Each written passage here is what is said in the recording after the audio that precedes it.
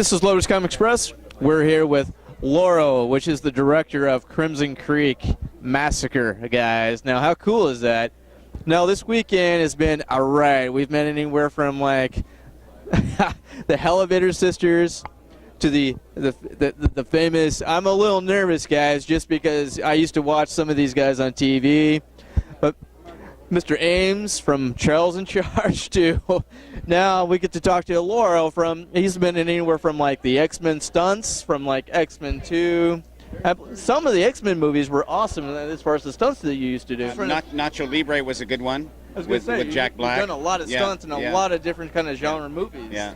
Just recently finished up the third installment for Planet of the Apes called War for the Planet of the Apes. That's really what I wanted to ask you about. How was that working on like the next installment as far as War of the Planet of the Apes? It was really cool. I mean, we were in mocap suits the whole time for 6 months, so it's like you're running around in gray pajamas for 6 months.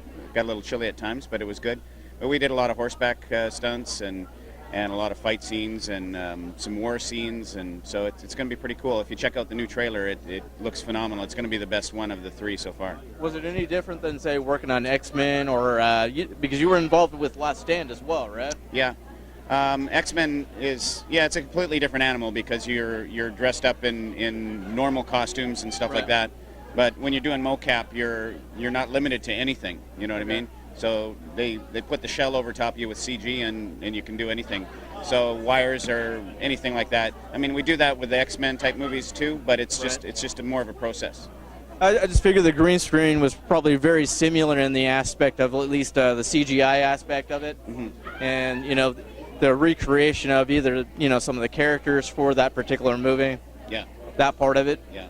But yeah, I can see how, you know, War of the Planet of the Apes would be way different than, say, X-Men would be. I mean, that it makes total sense to me. Yeah.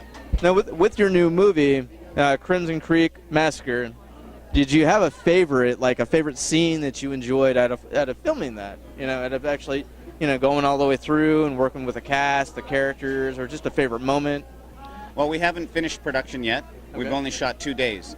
So our first 2 days were a compilation of different scenes throughout the movie so that we could build a good trailer to tell the story so that we can, we wanted to premiere it here basically at Frightmare. So that is awesome. So yesterday we had the panel and to a packed house we showed them the trailer for the first time. They were the first to see it and it was a great reaction.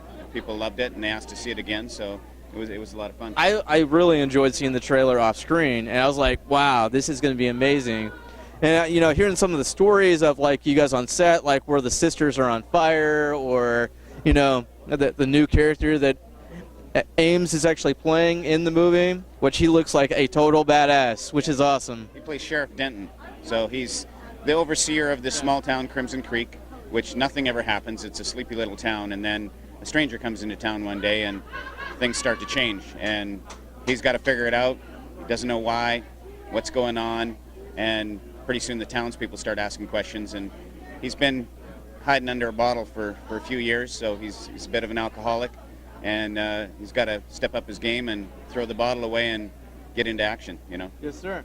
Well, do you have any advice to offer the new generation of film people that are just now coming into film and branching out for their own careers? Do you have any advice that you would offer them? I think Nike says it best, just do it, you know what I mean? There's so many options now with all the different cameras and affordable equipment, and you know you can go out and shoot a film now for next to nothing. You know the quality may not be what the studios are doing, but at least you can start stepping. You know what I mean? So you can get something out there, put it on the internet, put it on a webisode. You can get it out there, and even if you make $5 off of it, reinvest that money back into your career and do the next one. Yes, maybe you make $10 on the next one. Reinvest, make the next one, and you just start stepping stones, start building your career, and you're gonna learn something every time you make a movie. You're gonna learn what not to do and what to do, and you're just gonna get better. So if you get out there and do it, you're gonna learn, you're gonna get better, and that's the way you got to do it.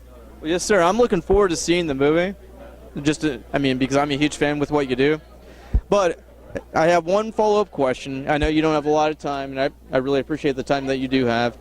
Because you've done X-Men and you've done all these different types of genres, such as Planet of the Apes, X-Men, and all these different genres, do you have a favorite experience that you can personally say that you've gone through? working through the movies you've been in? I've had some amazing experiences, and there's a few that really stand out in my career. Last Samurai with Tom Cruise, that was amazing, getting to train him and put all the fights together for that movie. We worked together for a year. The guy is a phenomenal workaholic, really. He just never stops, but super nice guy. Amazing guy. Yeah. Jack Black was great on Nacho Libre.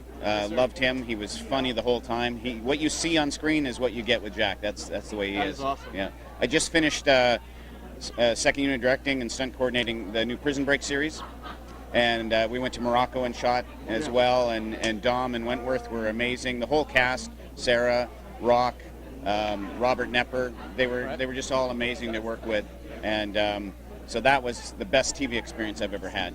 You know, because usually I do feature films, but I took that job and I loved every minute of it. It was a great TV experience. We really appreciate your time, and sincerely, I'm a huge fan with what you do. Now, is there a fan site that we can go to help support what you're doing?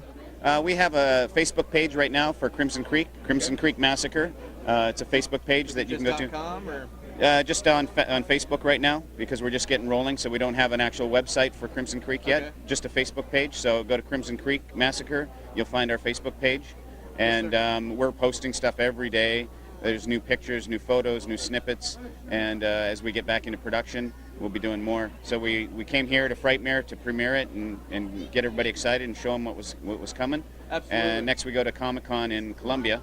So Willie and I will go down to Medellin, and we'll promo it down there for South America, and then we'll come back and get back into production.